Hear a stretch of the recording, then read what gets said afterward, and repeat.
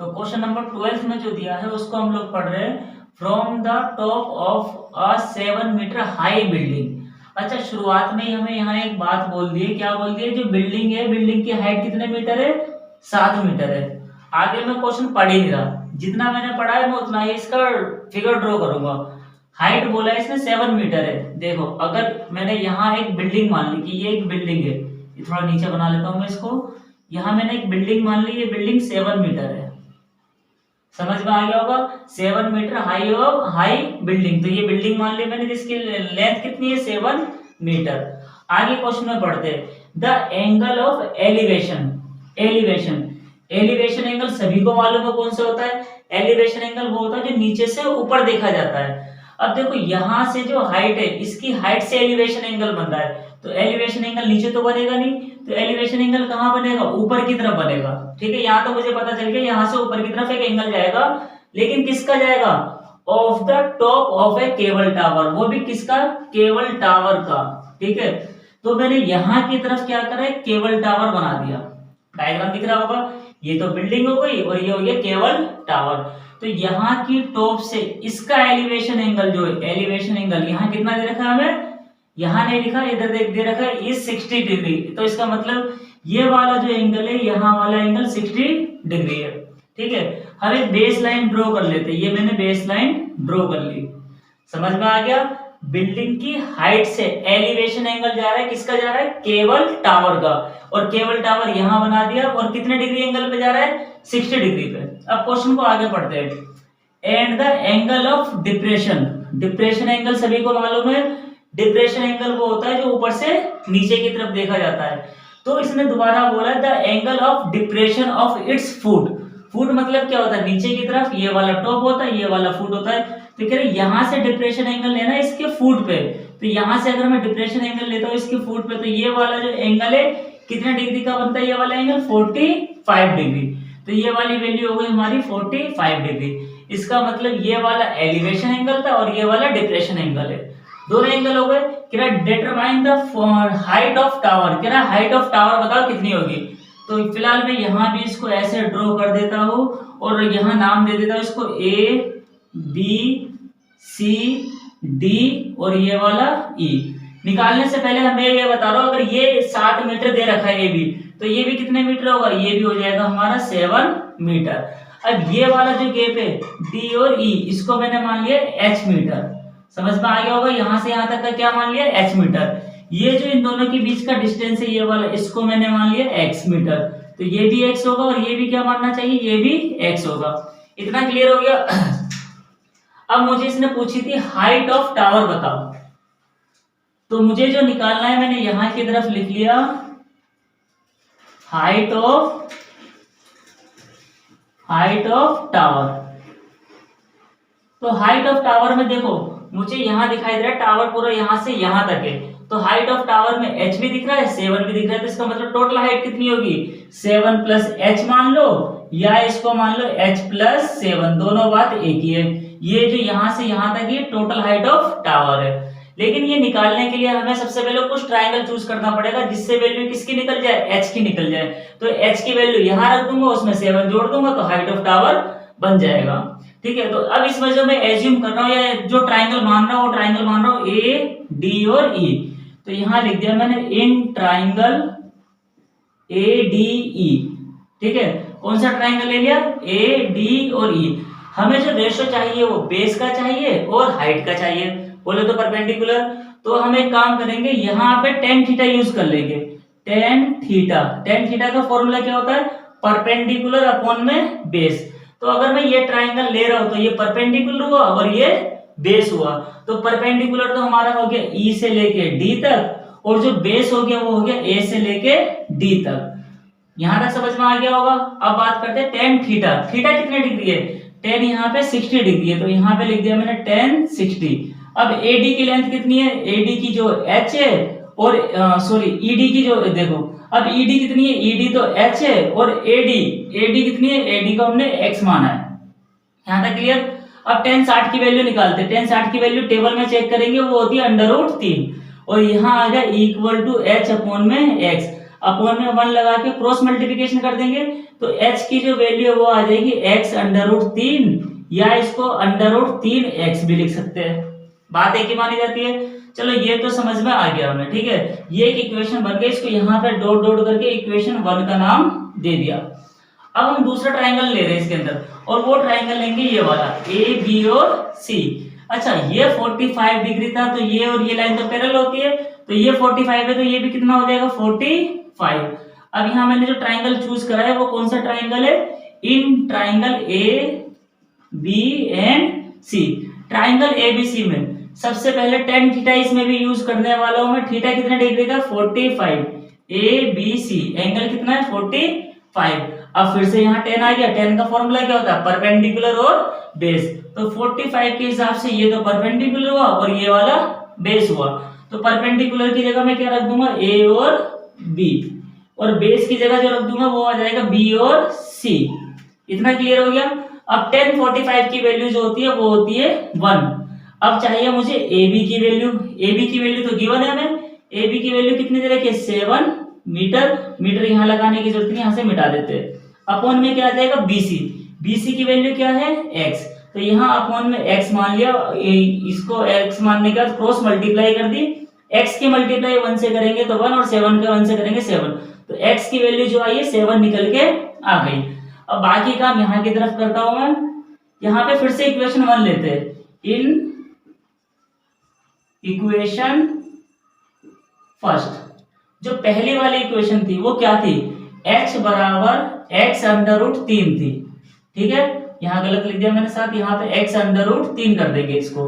अब x की value यहाँ निकाल चुके हम लोग 7, तो x की जगह क्या रख देंगे यहाँ पे 7, और अंडर रूट 3 की जगह अंडर रूट 3 रख दिया यहाँ पे। तो मुझे किसकी वैल्यू पता चल गई, h की वैल्यू पता चल गई।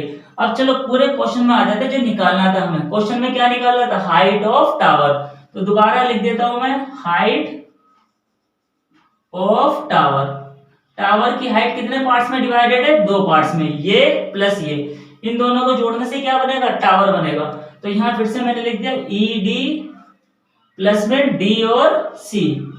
तो ईडी हमारा एस था और एच की वैल्यू आ गई 7 अंडर रूट 3, और डीसी हमारा 7 था, 7 कॉमन ले लिया तो under root 3 plus 1 metre. Question number 13 पढ़ते हैं। इसमें क्या दे रखा है, पढ़ते हैं। As observe from the top of a 75 metre high lighthouse from the sea level. बेटा ये लाइन अंडरलाइन करो, इसी को समझना है हमें, ठीक है। एक लाइट हाउस है जो सी लेवल से कितने मीटर की ऊंचाई पे, 75 मीटर की ऊंचाई पे है। लाइट हाउस सबने देखी होगी, या नहीं भी देखी तो चलो मैं बता देता हूँ। लाइट हाउस रोशनी दिखाने का काम करती है समुद्र में, ठीक है। तो ये कह रहा है सी लेवल से एक लाइट हाउस बनी हुई है जो कितने मीटर की हाइट पे, 75 मीटर। तो सी लेवल मैंने सी लेवल मान लिया, ठीक है ना, ये समुद्र का लेवल है ये। अब इसके ऊपर एक लाइट हाउस बनी हुई है जिसकी हाइट कितनी है, 75 मीटर। तो ये लाइट हाउस की लेंथ हो गई। इतना समझ में आ गया होगा। ये लाइट हाउस हो गई, ये सी लेवल हो गया, ये से कितने मीटर की हाइट पे, 75 मीटर की हाइट पे। यहाँ से ऑब्जर्व करा जाता है, यहाँ से देखा जाता है। अब लाइट हाउस से देखा जाएगा तो यहाँ से देखा जाएगा, तो ऊपर से नीचे देखा जाएगा, जाहिर सी बात है। जब ऊपर से नीचे देखा जाएगा तो कौन सा एंगल बनेगा, डिप्रेशन एंगल बनेगा। और इसने बोल भी दिया है आगे, क्या बोला है, the angle of depression of 2 ships. अच्छा, इसका मतलब 2 शिप्स को देखा जाता है ऊपर से नीचे की तरफ, तो उनके जो एंगल है कितने डिग्री के बनते हैं, 30 डिग्री और 45 डिग्री। आगे इसने बोला है if one ship is exactly behind the other on, एक शिप दूसरे शिप के पीछे है, other on the same side, वो भी सेम साइड में लाइट हाउस के। इसका मतलब हम ऐसा नहीं कर सकते कि एक शिप मैंने यहां बना दिया और एक शिप यहां बना दिया, अलग नहीं बनाना। दोनों लाइट हाउस की या तो दोनों इधर बनेंगे या दोनों इधर बनेंगे, ठीक है। ये तो समझ में आ गया। अब 2 शिप है, चलो मैंने मान लिया एक शिप ये रहा और एक शिप ये रहा, 2 शिप बन गई ये वाले, एक शिप ये रहा और एक शिप ये रहा। इन दोनों के जो डिप्रेशन एंगल है, यहाँ देख रहा हूं, देखो यहाँ डिप्रेशन लिखा हुआ है, इन दोनों के जो डिप्रेशन एंगल है वो 30 डिग्री है एंड 45 डिग्री। अब डिप्रेशन एंगल तो बनाना पड़ेगा, तो डिप्रेशन एंगल बनाने के लिए हम यहाँ से एक रैंडमली लाइन ड्रॉ कर लेते हैं जो इसके पैरेलल जा रही है। यहाँ से मैंने एक लाइन ड्रॉ कर ली पैरेलल वाली,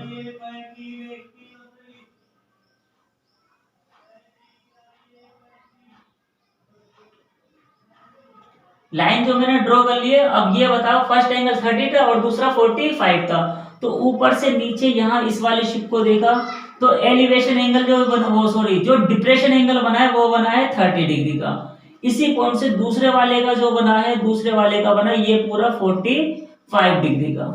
ठीक है, इतना समझ में आ गया। ये वाला जो एंगल है 30 डिग्री का है और ये वाला जो एंगल है ये 45 डिग्री का है। अब इसे कन्वर्ट कर देंगे, इसको डिप्रेशन एंगल एलिवेशन में कन्वर्ट हो जाता है। तो ये देखो डिप्रेशन 30 डिग्री, ये लाइन को यहाँ पे लेके आऊंगा तो इसका एलिवेशन ये वाला 30 बन गया। ये पूरा 45 यहाँ से यहाँ तक था, तो ये वाला कौन सा बन गया 45 डिग्री। अच्छा, अब नाम दे देते इसको ए बी सी और डी। मैंने इसको नाम दे दिए A B C and D. अब क्वेश्चन में पढ़ते हैं क्या निकालने को बोला है। Find the distance between two ships. कह रहा है दो शिप के बीच का डिस्टेंस निकालो, दो शिप के बीच का डिस्टेंस निकालो।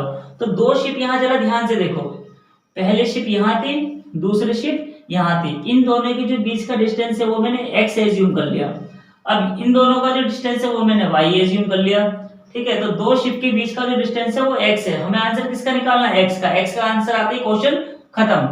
तो अब यहाँ मैंने दो ट्राइंगल पूरा डायग्राम बना लिया है। तो इसके अंदर मैं पहला जो ट्राइंगल लेने वाला हूँ ए बी और सी।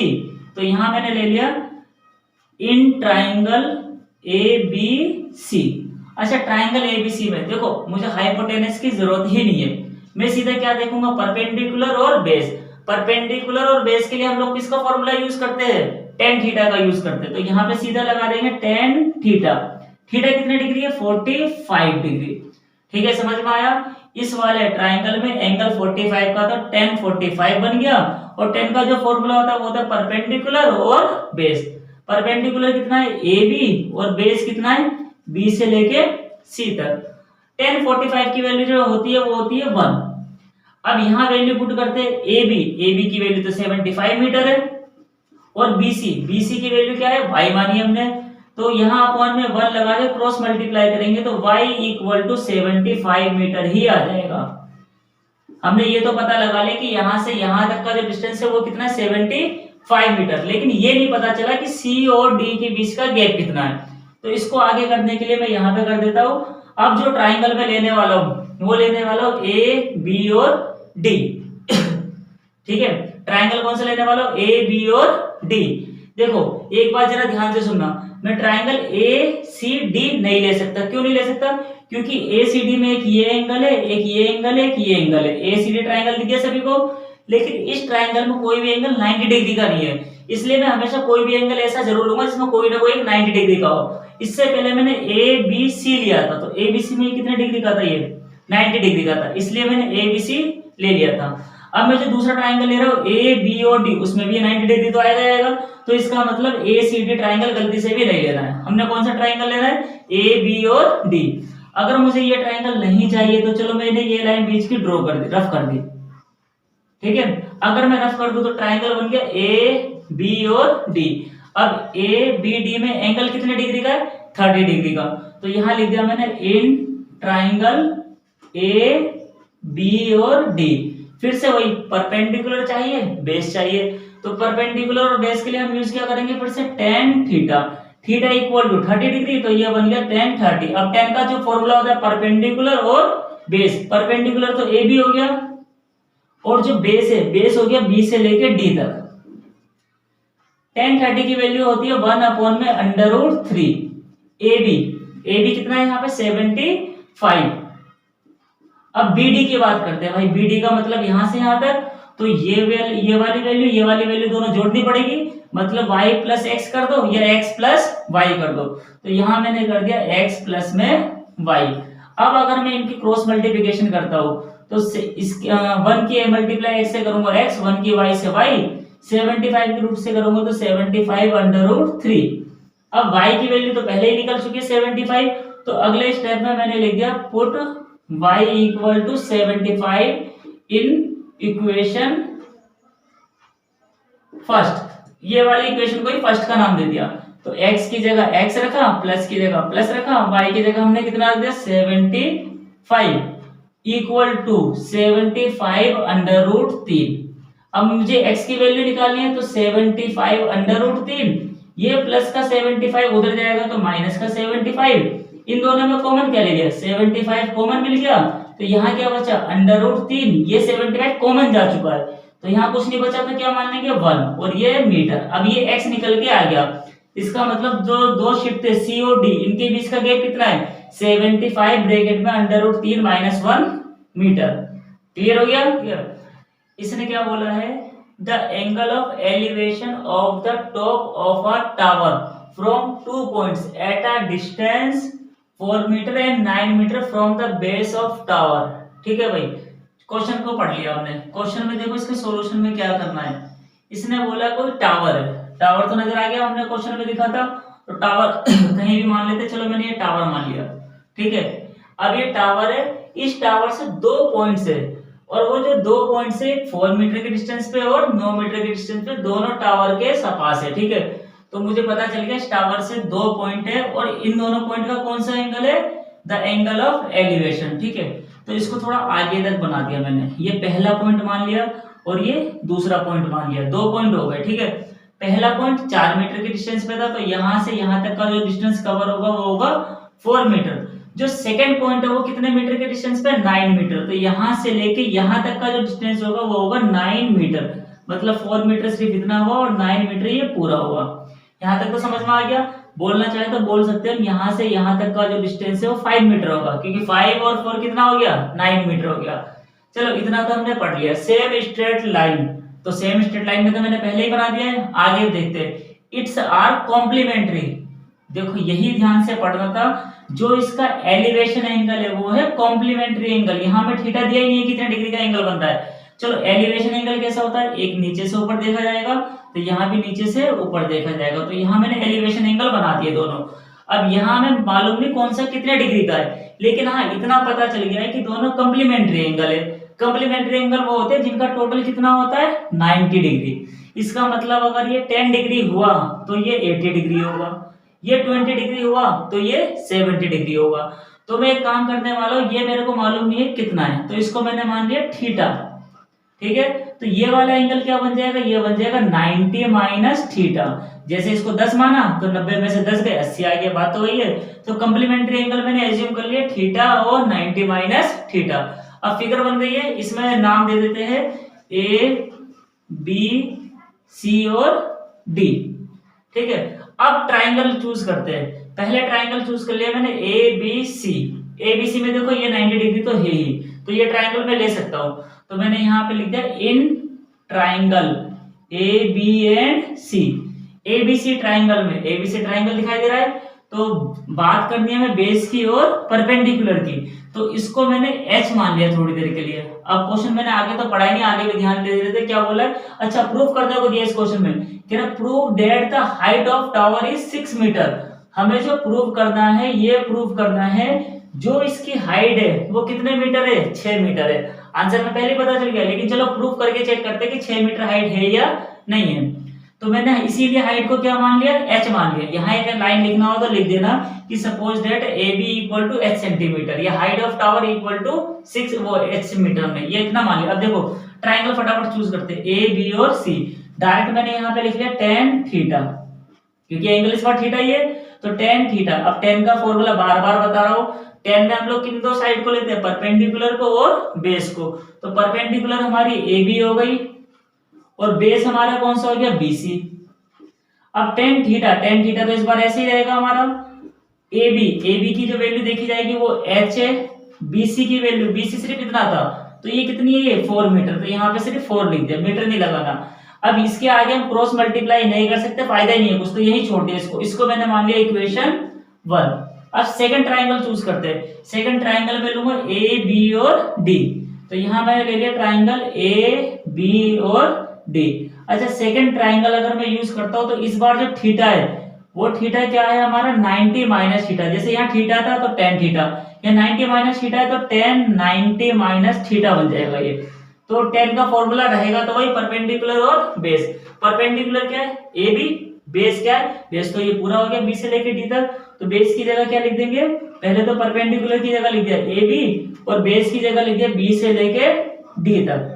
अब tan 90 - थीटा 8 चैप्टर में हम लोग पढ़ चुके हैं, tan 90 - थीटा इक्वल बन जाता है cot थीटा के। ये जो पूरी वैल्यू क्या बन गई है cot थीटा। अब यहाँ वैल्यू पुट करते हैं ए बी, ए बी की वैल्यू एच है, बी डी तो ये पूरा था यहाँ से यहाँ तक, तो या तो 4 और 5 को जोड़ के दिखा दिया, डायरेक्ट ही 9 रख दो, तो मैंने डायरेक्ट यहाँ पे 9 रख दिया। अब ये बन गई इक्वेशन 2। आगे तो सोल्व हो नहीं सकता क्रॉस मल्टीप्लाई करके। अब इक्वेशन फर्स्ट भी आ गई, सेकंड भी आ गई, और मुझे जो प्रूव करना हाइट कितने मीटर है, 6 मीटर है। तो प्रूव करने के लिए हमारे पास दो इक्वेशन आ गई है। अगर मैं दोनों इक्वेशन की मल्टीप्लाई कर दूं, तो यहां लिख दिया मैंने multiply first and second equation. देखो मैंने यहां लिख दिया multiply first and second equation. अगर दोनों की मल्टीप्लाई करता हूं तो इसका लेफ्ट ये राइट, लेफ्ट ये राइट, तो लेफ्ट से लेफ्ट की मल्टीप्लाई होगी, राइट की राइट से। तो हमारा जो है टेन थीटा, इसकी मल्टीप्लाई किससे हो जाएगी, कोट थीटा से। टेन की मल्टीप्लाई कोट थीटा से, और h अपॉन में 4, इसकी मल्टीप्लाई हो जाएगी h अपॉन में 9 से। अब tan theta into cot theta equal to 1 होता है, ठीक है। लेकिन फिर भी चलो मैं समझाता हूँ 1 क्यों होता है। टेन थीटा कोट थीटा जो होता है 10 का उल्टा होता है, इसका मतलब कोट थीटा की जगह हम लोग 1/10 थीटा भी रख सकते हैं। यहाँ आगे h के मल्टीप्लाई h से करूंगा, h स्क्वायर 4 के 9 से करूंगा, तो यहाँ आ जाएगा 36, 4 9 से 36। यहाँ तक क्लियर है। अब देखो टेन थीटा से टेन थीटा तो हो गया कैंसिल, बाकी का जो बचा मैं इधर सोल्व करता हूँ। यहाँ इक्वल में क्या बच गया 1, और यहाँ आ गया h स्क्वायर अपॉन में 36, तो अपॉन में 1 तो मान ही ले सकते हैं इसके। अब अगर त्रिची गुणा करते हैं तो h स्क्वायर इक्वल टू 36 आ जाएगा। तो h स्क्वायर की वैल्यू स्क्वायर उधर जाके अंडर रूट बनता है, तो अंडर रूट 36, और 36 का जो स्क्वायर रूट होता है सभी को मालूम है वो क्या बन जाएगा 6 मीटर। तो जो हमें प्रूव करना था कि हाइट 6 मीटर प्रूव करो, प्रूव हो गया वो।